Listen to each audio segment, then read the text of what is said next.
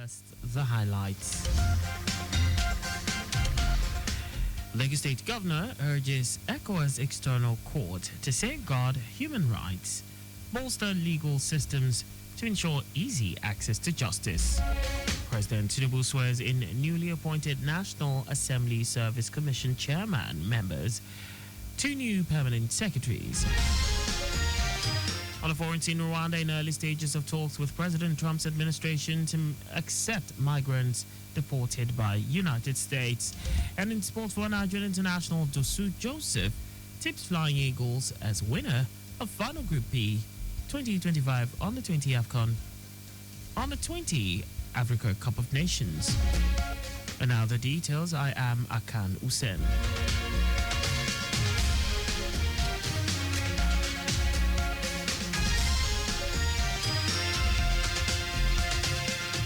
Lagos State Governor Babajide Sanwo-Olu has urged the Economic Community of West African States, ECOWAS, External Court, to renew its commitment to safeguarding human rights, bolstering legal systems to ensure easy access to justice by everyone, especially the most vulnerable. Governor Sanwo-Olu made this appeal in his welcome address at the opening ceremony of the Sensitization Outreach and External Court sessions of the ECOWAS Community Court of Justice in Victoria Island.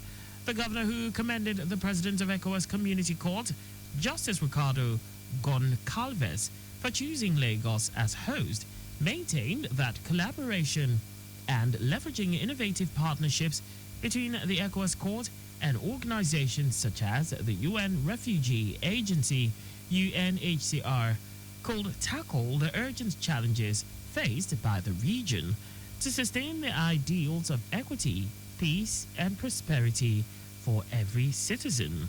And only by coming together and rededicating ourselves to the rule of law can we truly build a peaceful, thriving, and inclusive West African community where everyone's rights are safeguarded and the opportunities are plentiful.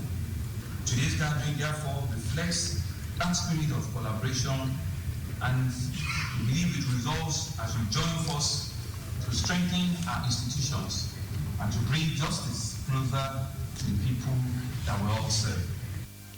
Chief Justice of Nigeria, Justice Kudirat Kekereekun, who lauded the innovation of the ECOWAS Community Court, said Lagos was chosen as the host state due to its vital hub for trade, investment, and cultural exchange, embodying the spirit of unity and progress that ECOWAS represents.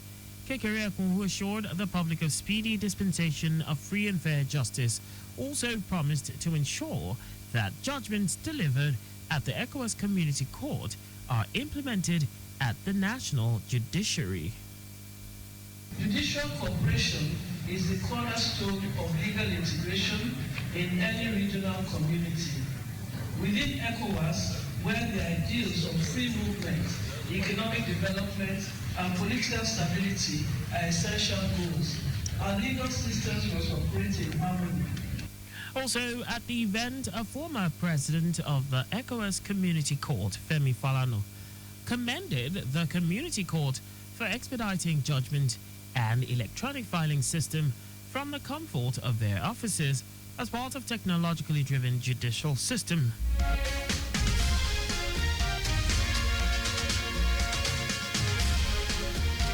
In a decisive move to solidify its smart city agenda and bolster public safety, the Lagos State government has launched a round-the-clock digitized traffic enforcement system. This cutting-edge initiative marks a significant stride in the state's commitment to leveraging technology for enhanced security, seamless business operations, and robust economic expansion. Commissioner for Innovation, Science and Technology, Olatobosun Alake, underscored the Babajide Sanwo-Olu administration's unwavering commitment to cultivating a technology-driven ecosystem that fuels job creation, amplifies internally generated revenue, IGR, and fortifies the state's digital backbone. Alake elaborated that the project entails a phased deployment of intelligent video surveillance infrastructure strategically positioned across Lagos, adding that this three-pronged rollout ensures a comprehensive and cohesive approach to both traffic management and public safety.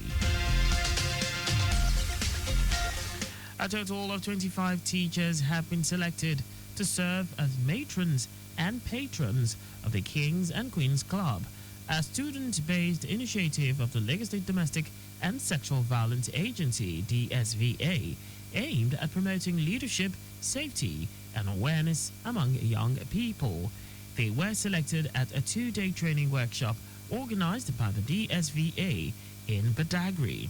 While fielding questions from media representatives, the Executive Secretary of DSVA, Titilola Vivo Adeni, reiterated that distance will not be a barrier in taking out Kings and Queens Club and in establishing the club in all the education districts.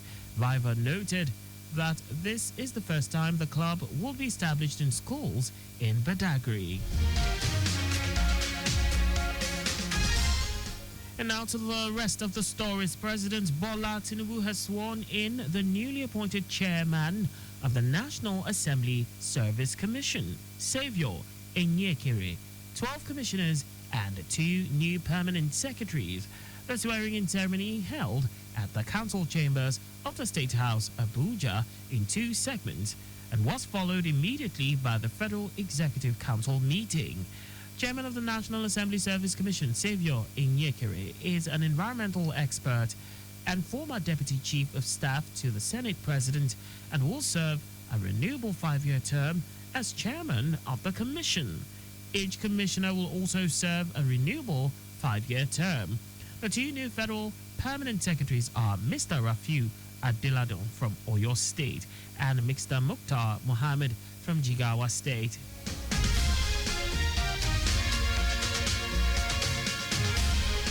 The House of Representatives Committee on Works has expressed satisfaction with the ongoing construction of Section 1 of the Lagos-Calabar Coastal Highway.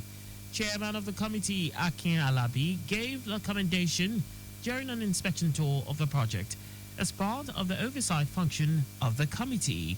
Alabi commended the quality of work, pace of work by the contractor, and supervision of the Ministry of Works. While acknowledging the few challenges pointed out, Alabi charged the contractor to ensure delivery of the project as scheduled. He promised that the Committee on Works will give the necessary support to any extra cost required for completion of the project, noting that the contractor had judiciously utilized the funds so far provided. This project is a legacy project of this administration by dear President Asiwaju Bola Ahmed Tinubu. With the success of this project, it more than covers up for a lot of other inadequacies because this is going to boost virtually every sector of the economy, from real estate to tourism to transportation, what have you. On her part, the Federal Controller Works Lagos, Olukorede Kisha, lauded the committee for an independent inspection and commendation of the contractor and ministry for the quality job so far executed. Keisha said while efforts are being made to deliver the project as scheduled, there is need for understanding for quality work to be done, especially at the challenging points, so as to attain judicious use of the scarce resources being deployed towards the project. A pace of work is second to none. Their quality is very reassuring. Their commitment and their cooperation and their they are sold out to deliver this job. And we on our part, Ministry of Works, we are not resting on our horse. We check all the materials. We are in the lab together. We check all the reinforcement, check everything, the concrete. We take cube tests every time. So, and we work with them at every shift. Managing Director of the construction company handling the project, Danny Aboud, assured that the company will deliver a project to the standard envisioned by the federal government.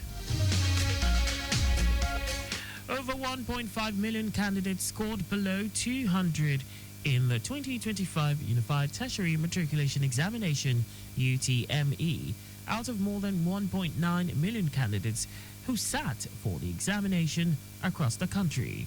The statistical analysis of the 2025 UTME result released by the Joint Admissions and Matriculations Board (JAB) indicated that over 420,000 candidates scored above 200. Out of the total number registered, 97 candidates were involved in examination infractions. 2,157 others are currently undergoing investigations for suspected malpractices, while 71,701 candidates were absent. In a statement accompanying the data, over 400,000 underage candidates were also permitted to demonstrate their exceptional abilities. Only 467 of these candidates achieved scores that meet the threshold for exceptional ability as defined for the UTME, with their performance in the subsequent 3 stages still pending. And now to foreign news. Rwanda's Foreign Affairs Minister Olivia Nduhungirehe says the East African country is in the early stage of talks with United States President Donald Trump's administration to accept migrants deported by the U.S. His comments follow U.S. Secretary of State Marco Rubio's statement last month that Washington was actively searching for countries that will take in some of the most despicable human beings. Nduhungirehe says the talks are not new, as Rwanda had previously agreed to accept migrants deported by the United Kingdom. It will be recalled that the UK abandoned the scheme, which faced numerous legal changes after Keir Starmer's Labour government took office last July. And now sports. Former Nigerian international Dosu Joseph believes that Kenya will not stand as a threat to the Flying Eagles in the final Group B game of the ongoing 2025 Under-20 Africa Cup of Nations. Nigeria currently sits joint top with Morocco on 4 points each after the two teams played out a goalless draw on Sunday. With the team set to face Kenya on Wednesday, the Atlanta Olympic gold medalist stated that he is convinced the Flying Eagles will pick up the maximum points. Joseph enjoins the players to remain focused and ensure they take their goal-scoring chances against Kenya.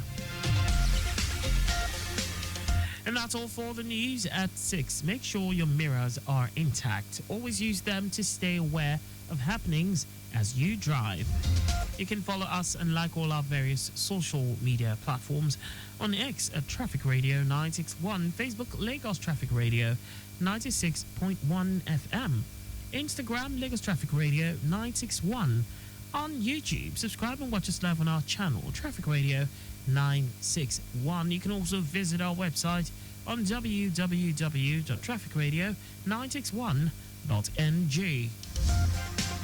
Did you know that under the Sanwo-Olu administration, 1,050 rural women received intensive training in boosting outputs in agricultural production, and the beneficiaries were given equal access to markets?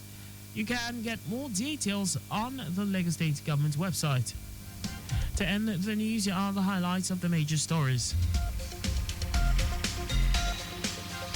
Lagos State Governor Babajide Sanwo-Olu has urged the Economic Community of West African States, ECOWAS, External Court to renew its commitment to safeguarding human rights, bolstering legal systems to ensure easy access to justice by everyone, especially the most vulnerable.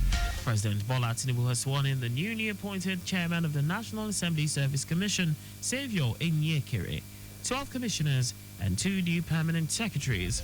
We also told you that Rwanda's Foreign Affairs Minister Olivia Nduhungirehe has stated that the East African country is in the early stage of talks with United States President Donald Trump administration to accept migrants deported by the U.S.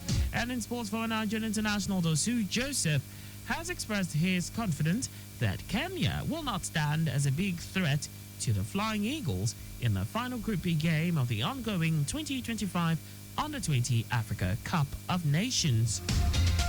For contact with the newsroom, please send a message to info@trafficradio961.ng. And that ends the news broadcast compiled by Adeola Akindele. I am Akan Usen. Thanks for listening and please stay safe. Good evening.